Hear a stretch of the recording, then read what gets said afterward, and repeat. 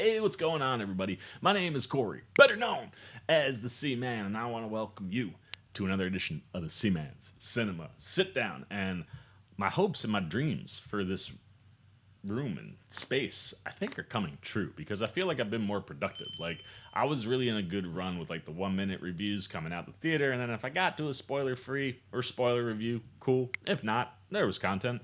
And I've kind of been content with that. But now that I've got this space, I'm just like energized all the time to want to sit down and talk movies. And I almost sat down in this chair at midnight last night. I went to the movie later than I had originally planned because I got drinks with friends of mine after work. Then I hit all the traffic on 95 coming back from Port Chester and got home at like midnight.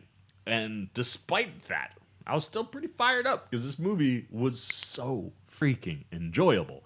But I opted to sleep on it, think, collect my thoughts. And while I've been sitting with this movie all day long, the only thing I could think about was I need to get in my chair, I need to talk about this, and then I need to go see this movie again because damn it, these radio silence guys know exactly what I want in the horror realm, it seems, at all times. What are we talking about? Why don't you pull up a chair, take a seat? We are getting ready to dive in spoiler free into Abigail. And yes, we are back in the horror realm. 2024 is, like I've said previously, off to a 2022 kind of year. We got out a little slow. Night Swim was lacking for me. And then there was another kind of like prehistorical, like suspense kind of thriller called, I think, Out of the Darkness. It also like didn't really hit the way I was hoping it did. But since that moment, everything that we have gotten in the realm of horror has been fantastic. Like, I'm enjoying this year in the horror realm so much. And like, I feel so confident every time I go into one of these movies, I'm gonna come out beaming. I mean, the one I was like maybe a little hesitant on was the First Omen, because we've seen these franchise type, religious horror movies trying to stumble, and then it hit. And I was not shocked at all that I loved Abigail. The Radio Silence boys, Matt Bettinelli-Olpin, Tyler Gillett, Stephen Shields, and Guy Busick, these four dudes work very well together. And I think more than anything, they understand this genre extremely well. And they understand what their audience is there for, and they deliver on it. Like, we're now 4 movies through with these guys. If you want to say like 3 different kinds of things that are all in this kind of like slashery, horror, very bloody, entertaining kind of realm, and like I loved Ready or Not. Like, that movie came out of nowhere and I was so captivated with how interesting and intriguing it was. And I think the thing that I'm starting to realize with these guys is that they know how to play in the genre and how to play with different elements of the genre. Like, they can move into a lot of different horror like verticals. And the thing that makes them so good is they deliver on what they promise, but they do it in ways that you don't necessarily see coming. So you watch something like Ready or Not, or even the Scream movies. Like the Scream movies, you're working in an even smaller box, right? You got to function inside the franchise. Yet these guys, just the way their brains think, man, like, they're like, oh, well, if this is what you would normally do in a slasher or a vampire movie or like a hunt and or like possession type movie, what if we got to that ending, but the road we took was a little bit different? And watching how they play with all those things, both on the script and behind the camera, makes them fascinating, and they know how to tap into how you entertain and give people a horror movie that you walk out going, that was a great time. Like, there are people who are not horror people that might get like sucked in or dragged into this movie, and you walk out and your friend is like, wasn't that a blast? And they go, no, I'm traumatized. There's so much blood and all the vampire-y things, and how was that fun? But like, if you're here for those types of movies, that's something that these guys really understand. And this one, like all 4 of their movies, starts with the script. What you're getting from Shields and Busick here is really dope. I mean, it's almost an inverse of Ready or Not, right? Where it's like, Ready or Not, you got a family who's trying to hunt this girl because that was the game that got picked. And it's one person inside a mansion surviving against a whole group of people. Here, you got a whole group of people who bring a kidnapped kid to a mansion, and that kid ends up being a vampire and is kind of chasing all of them. And what's cool is like you watch the trailer and you get that vibe, and you know that these are the guys that did Ready or Not. You're like, oh, okay, I kind of got a vibe. I can tell where they're going and what they're playing with. And I thought this was just going to be a really fun 90-minute, 2 hours. I think this one is an hour and 49 minutes. Where over the course of that time, this vampire is just gonna pick everybody off, and you get a really nice ensemble cast and people that are gonna be here to play, people you could be invested in, not necessarily because of the movie, but like say someone like Kathryn Newton. I love Kathryn Newton. I always want to see her make it to the end. So like you have that vibe, and then the movie just becomes about picking these people off. But you get to the end of this first act, and it's very, very obvious very quickly that that's not what Shields and Busick are doing here. That's the setup. They give us a little bit of that, but then they keep you on your toes pretty much the entire second and third act. Like, the thing I dug so much was how they utilized vampire lore. Like, I'm cool with changing or making tweaks with certain things as long as the sun does unbelievable damage and doesn't make them sparkly. Play with anything you want to. And they really do play with the vampire lore in different ways, and just the story that they craft. It went in a completely different direction and something that I wasn't necessarily anticipating. And as they kept going, every surprise, every twist around every corner, every time I was just like, God, yes.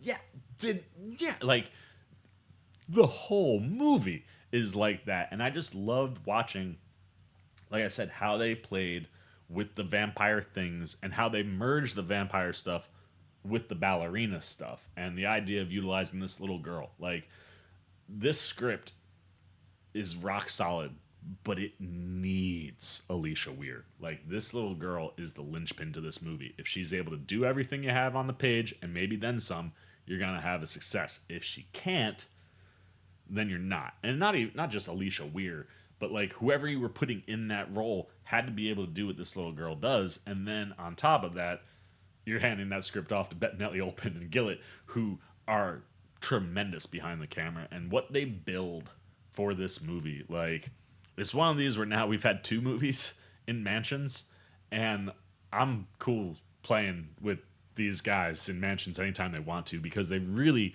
know how to get the most out of their sets. Like, because of the way this mansion house is set up, the things that are just kind of around between tchotchkes and books and old things, like, there's a lot of stuff in the house in and of itself, and how that plays into different things that are going on, and how inside of a mansion you can have such different vibes to different rooms and things. Like, the swimming pool in this movie compared to the billiard room, 2 very different vibes. And I loved watching how they almost turned the mansion into a character in and of itself in that way.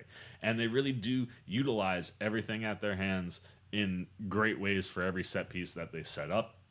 When you look at like costume design, specifically the Abigail stuff, like I said, I love playing with vampire things. And traditionally it's 2 sharp teeth. We've seen the mouth of razor sharp teeth, and that's the route we go here. And I'm glad, because that vibe of a vampire allows for more violence. You know, like the 2 teeth, yeah, it's cute, but like if your whole mouth is razor sharp, like you can rip somebody's throat right out, and you're like, yeah, that's how that would go.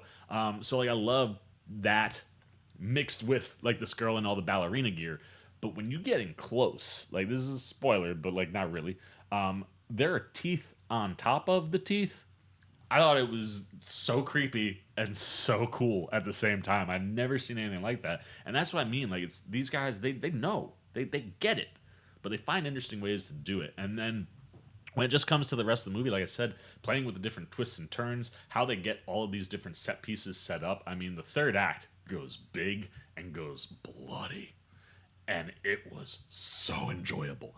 But everything that builds up to that, like I said, this first act that acts the way that you think it's going to, and then you start introducing these different elements that allow Bettinelli-Olpin and Gillett to just do really cool things on screen. And they utilize the crap out of this cast, man. Like, everybody gets a little something to do. Everybody has a moment or two.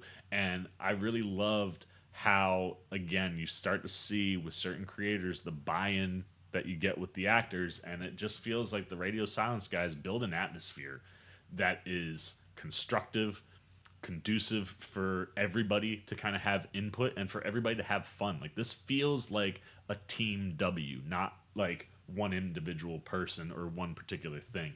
And the other thing that I dig too is like how they play with all the blood in this movie. Like there is so much blood, specifically in the third act, and the way it keeps you guessing, just the visual, how you get to all of the blood being where all the blood is. It's just so much fun, and that's the thing. Like this movie is just loaded with fun horror energy. Yes, you nail some pop scares and jumps that you want to get in there. No, I wouldn't say that the movie is scary, but it's not trying to be, right? Like this movie is trying to be entertaining, and pop scares work there. Builds in an environment that feels like a horror movie. You're playing with all the right vampire things, the amount of blood, the way these characters interact and play off of each other. Like this is a group, when you look at the script, that you're nameless. Giancarlo Esposito just puts names on these folks, and they don't know each other. And when you're put into peril, how you form trust and how you interact or how you look at people starts to change. And just how they play with everybody in the cast here is a lot of fun, and they give, like I said, everybody gets a little bit of something. And that for me was what was so entertaining, because you can be invested in all these characters, and whether they end up on the floor or they last longer, every decision that you're making, you're just like, yes, I'm here for that. Yes, I'm here for that. Yes, I'm here for this.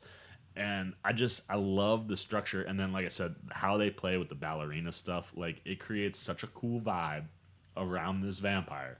And just visually, like maybe out of context with no audio and you're just looking at the video, it could look silly.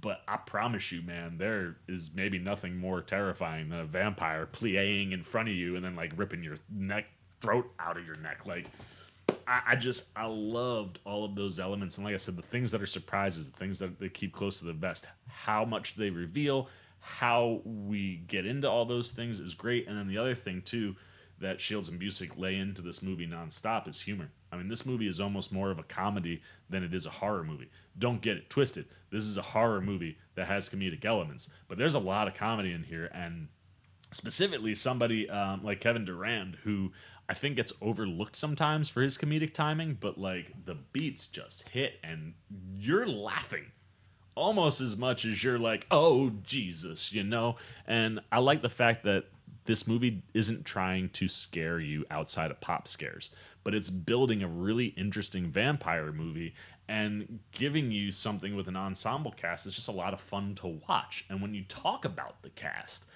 everybody here comes to play, comes to have a good time, and it starts at the top, not with our traditional lead in Melissa Barrera, but with Alisha Weir. This little girl, holy cow, dude, she is so good. Very similar to what we just got with Sting, where you have, someone who's in the range of like 12 to 16 years old, and you're asked to do stuff that you wouldn't ask someone that age to do, and you buy it. They're badass, they're a vampire. But at times, both in Sting naturally has to revert to like being a little girl sometimes because fear.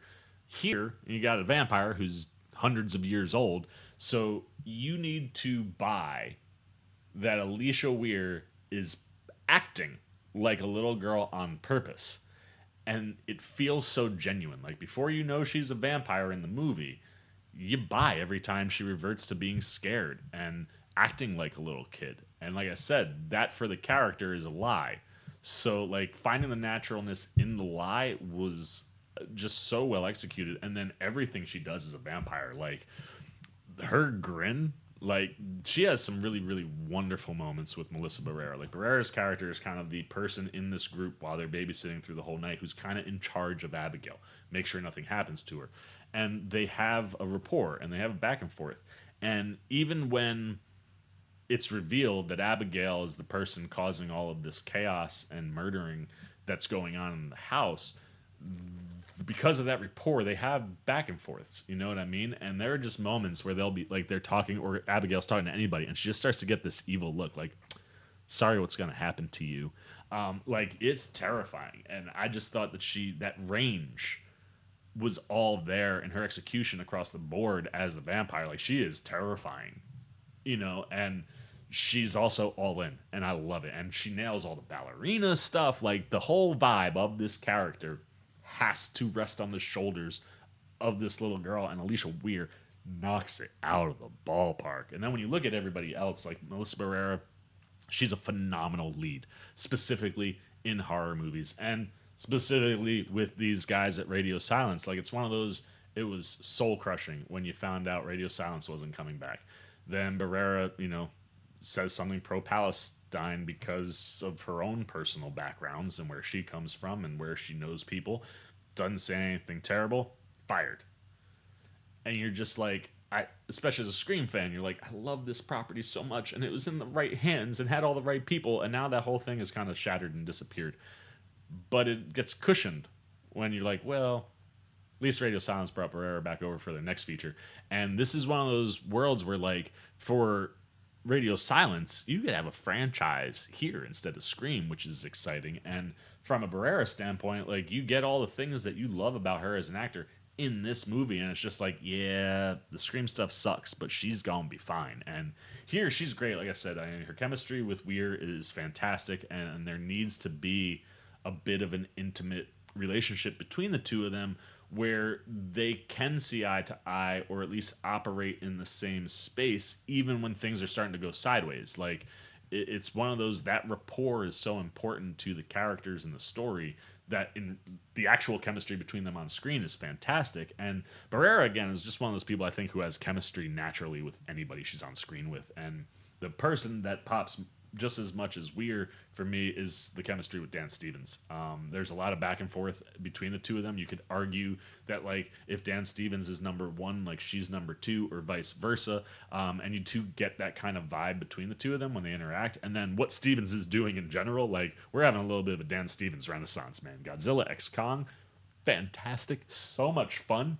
Here, total opposite type of character, but again, so much fun because he is fully committed, fully leans in. And there's, like I said, because we don't know who any of these people are in the script, there's all sorts of twists and turns and things, and as stuff starts to get revealed and you start to see Frank acting differently or more confidently, or trying to push these or this, everything that Stevens is doing is just so good, and it's so good in an evil way. Like, I really loved how bad he is at times in this movie. And considering that, like, someone like Barrera, who's a bad guy but isn't doing the bad things, I love Stevens kind of being the counter to that, where it's like he is a bad guy who is doing bad things, and how all that plays, and specifically where they take his character. Wasn't ready, but was very happy. And then the rest of the cast is fantastic. I mean, do I have to even say anything about Kathryn Newton? You guys know how much I adore this woman and how much range she has, and shocker, I've never seen her do a role like this. Like, I love the kind of chameleon she is, where even if you take some of your best actors, they land in roles that suit them, that fit them, where there are elements of that person that you just feel are there, right? And Newton, I never feel any connection from one to the other. Like, it's just always these crazy different characters. And, like, just this year alone, what we've seen from Lisa Frankenstein to here, totally different characters. And, in the context of this group where you kind of have to have a wheelman and a muscle guy, she's kind of like your computer techie. So she's a little introverted, she's a little quiet, she's a little weird, and it all plays perfectly. And then they give her one sequence that I was probably smiling the most of any sequence in the movie because of how much fun Kathryn Newton is having. Like, it's one of these where the camera is cutting between her and something else a bunch, and every time she's on screen, you're like, oh, she's been waiting all shoot to have this much fun. And I might argue that she's having the most fun in the movie. And I just adored watching where they took her character and how they played with her. Like I said, Kevin Durand, he's your muscle, Peter. But I think he gets overlooked when you talk about, like, comedy beats. Like, his timing is so good, and he gets a lot of real good comedy bits in the movie. Like, Peter's a tough guy, but not all the time. And how Durand plays with that stuff is great. He can be a threat, he can be an oaf, but anything that they're asking him to do, he just nails it, and he's gonna make you laugh probably more than anybody else. William Catlett, who plays Rickles, he's kind of like your sniper, ex-military type guy, and he's very stoic. Not a lot for him to do, but when he is given things, he's enjoyable on screen, and he has a nice back and forth with Barrera, where I was like, ooh, if they decide to play with anything in here, I'd be interested to see where they go, even though we hadn't had a lot of Catlett at that point. But, does exactly what you need from him. Angus Cloud, this one's tough, man. Kids was so talented. Really loved everything that he did on Euphoria. And if this is the last or one of the last, it's nice in the sense that like you get a solid performance from Cloud here, and it's something that I think you could go out on, holding your head kind of high in the sense like if you're a fan, you get a nice potential last outing for him. But seeing him on screen, just it invokes the tragedy that was the end of his life, and it's sad, man, because he was a really talented actor. And the thing that I love about Cloud is I think there is a genuine piece of himself in any of his characters, and it usually is that genuine nature that just kind of shines through. Like he's anything you see him and you just kind of get like, even if he's a troubled character, like there's a genuine good dude in there, and that's what people have said, and you just feel that vibe. And he's got one sequence in the movie in the billiard room, I think they are, as a lot of fun and really lets him kind of flex a little bit. And I was glad that like he had good moments in this movie, because it is really tragic that we don't have him anymore. But like I said, really enjoyed Cloud, and he has some nice back and forths with Newton in the movie that kind of are fun. Then you got Giancarlo Esposito, not in it very much. He kind of bookends the movie as you would expect, right? Brings people to the mansion, locks you all up, pops up somewhere toward the end. But again, anything you give Giancarlo Esposito, the dude is going to knock it out of the ballpark. And he's got one stretch where I was like, ooh, I love seeing Giancarlo sink his teeth into a role, even if it's small, and I really always enjoy him. And then Matthew Good is also in here. I don't think has been seen in the trailers, so we won't really say anything about his character. But there's an element to his character as far as like what's going on story wise that I think could lead to more things. And if you went that route, I'm here for it, because I would take 7, 8, 9 of these types of movies like this. I had so much fun with this movie, and I just genuinely enjoy watching anything the Radio Silence guys are doing. And if you were gonna go to a franchise of your own, this is something that I think you could turn into a franchise. And you're playing in the Universal ballpark, it could be an opportunity to maybe play in a bigger universe. Something that we almost had but didn't get. I'm not saying go that route, but if you want to, I think these 4 guys could take you to some really fun places. But at the end of the day, Abigail is exactly what I was looking for. It's a ballerina vampire movie. The comedy is great. The blood is in buckets, and this team of Radio Silence just really gives the audience what they want, but in ways they didn't know they wanted it. So let's get the Sea Maniacs up. Like I said, movie-wise, I think the script is genius. The way they play with vampire lore, the vampire elements in the movie are all great. I love the comedy. I love the terror. The movie's not scary, but pop scares, things that just visually are terrifying, are all on display throughout the whole movie. Bettinelli-Olpin and Gillett, as per usual behind the camera, develop really great sequences. The choreography is far more prevalent in this movie because of the ballet elements, but they work so perfectly with this vampire. And it's a movie where they're just making sure that you get the things you want to see and that you're entertained the whole time. There's never a moment where you're bored. There's never a moment where the pacing skips. Like, it's just a good, flat out time, start to finish. Excellent scoring, both eerie, scary, vampire-y, but also a lot of fun. And the cast is just fantastic. Everybody here is great. Specifically, Alisha Weir. Her vampire play is so good. This little girl is very talented. And Melissa Barrera being the other big name, that's front and center in the movie a lot. Like, these two carry this movie in a way where I was just so happy, and I can't wait to go see it again. But plenty of blood, plenty of surprises, plenty of twists and turns. and just plenty of enjoyment. I loved Abigail. I'm going 4 out of 5 C-Maniacs, and now I'm flipping it over to you guys. What are you thinking? How big of a horror fan are you? How big of a radio silence fan are you? When Scream was gone, did you get sad? Are you more happy now that this is here? Have you seen the movie? When are you going to see it? If you haven't, is it something that you would go see? And then, if, like I said, if you've seen it, spoiler free, but was it working? Was it not? What was popping? What was maybe one of your favorite sequences? Like I said, pretty much everything in the third act in this movie is fantastic. Keep it spoiler free, but good, bad, indifferent on Abigail. Put it down below in the comment section. I look forward to talking to you down there. As always, if you enjoyed this video, please give me a thumbs up. And if you're new, you want to come hang out with the C-Man anytime. We're talking movies, TV, trailer reactions. Probably got some trailer reactions coming up over the course of the weekend. I don't think there's anything else new, but if I go see something, you want to be here for it. You just dig the vibe. You want to show a little love and support. Well, come join C-Maniac Nation. Super easy. Jump over there. Hit that subscribe button. Hit that little bell if you want those alerts. And until next time, for the C-Man's Cinema Sit Down, I've been the C-Man. I'm signing off. Peace. Hey, what's up, C-Maniac Nation? Winter Ken here, where we grow out our roots and our beard, letting you know that you can see some new C-Man videos right up here and right down here. And if you want all those videos and show that man a little love and support, come join C-Maniac Nation right over there, and the C-Man will catch you on the next one.